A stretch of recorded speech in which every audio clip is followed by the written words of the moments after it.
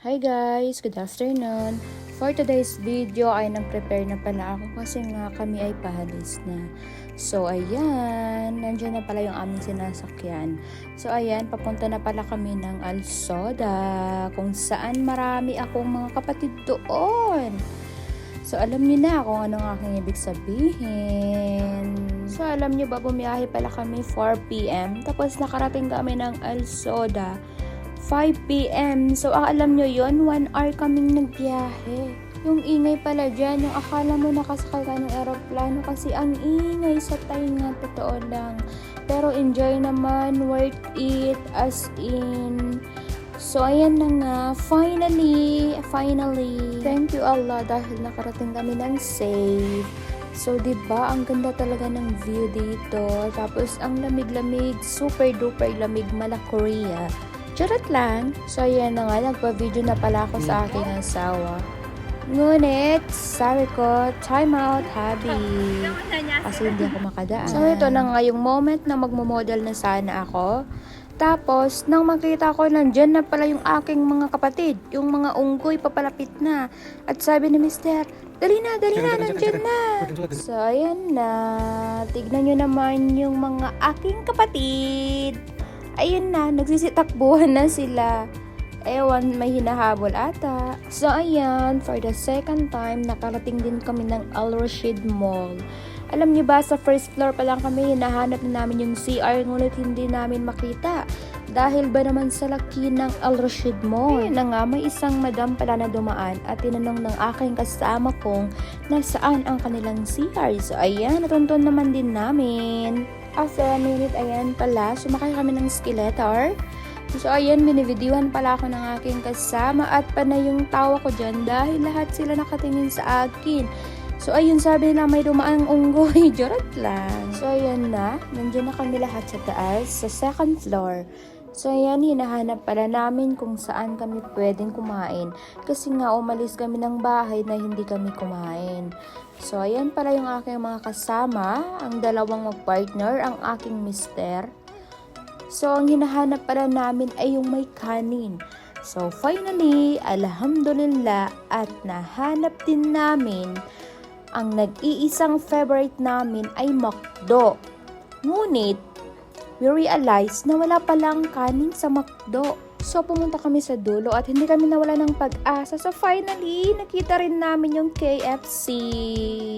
One of our favorite chicken. Kasi ang sarap ng chicken ng KFC. Totoo lang. Tinuod ba? So, tapos na pala akong umorder dyan. At yung mga kasama ko naman ang sumunod sa aming pila. So, umorder din sila ng roasted. So, ayan, naghanap na kami ng aming upuan. So, ang pinili namin doon kami upo sa green table. So, ayan na yung aming order. Finally, kakain na muna kami.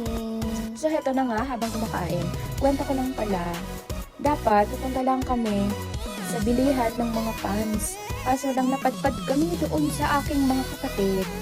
Bali, ayun na nga, sumunod naman, after namin doon, pumunta naman kami ng KFC kasi nga gutom na kami. Plano kasi talaga namin ng aking asawa ay bibili lang ng pantalon kasi nga black pants ang kailangan niya sa work. So ayun na nga, dahil boring naman, wala naman kaming ginagawa sa bahay dahil off day naman namin.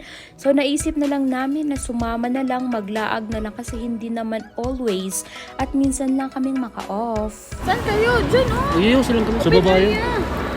Bawal naman ni Garlia dun nga sa baba. Asa na baba? Kinakababa. Busog mo. Gusto ko mais. Asan yung mais dito?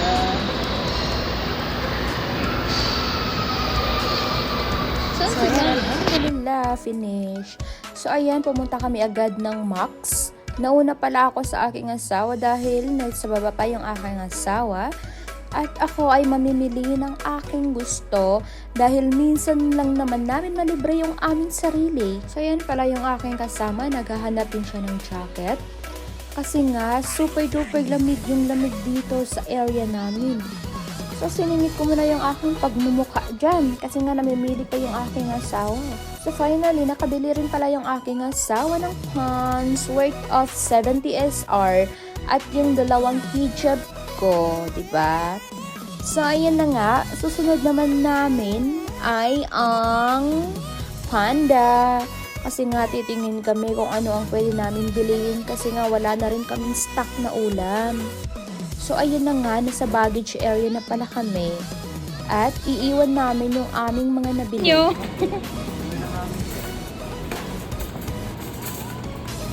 So, ayan, tapos na pala kami sa panda at kami ay pababa na dahil hinahanap naman namin yung sinasabi nilang center point.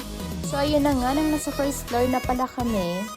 Ang unang bumungad sa amin ay ang Levi's. So, ayan, pumasok kami kasi titignan namin kung may sale sila.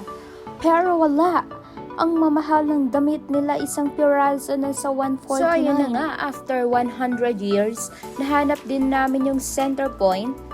At kami ay bumili kami ng unan. Especially, bumili rin ako ng plancha. Nag-aalanganin pa ako dyan, sabi ko sa aking asawa, wag na lang ang mahal. Alam nyo ba, 149? Buti na lang may sale at nakuha kong 109 yung plancha. Pero worth it, as in worth it. Nakakaganda ng buhok. So, ayan, alhamdulillah. At kami ay tapos na. So, diba, ang dami naming nabili sa loob ng Al Rashid Mall. O, diba, sana maging suki nyo na kami soon. So, ayan, thank you guys. Thank you for watching. Kami ay pauwi na.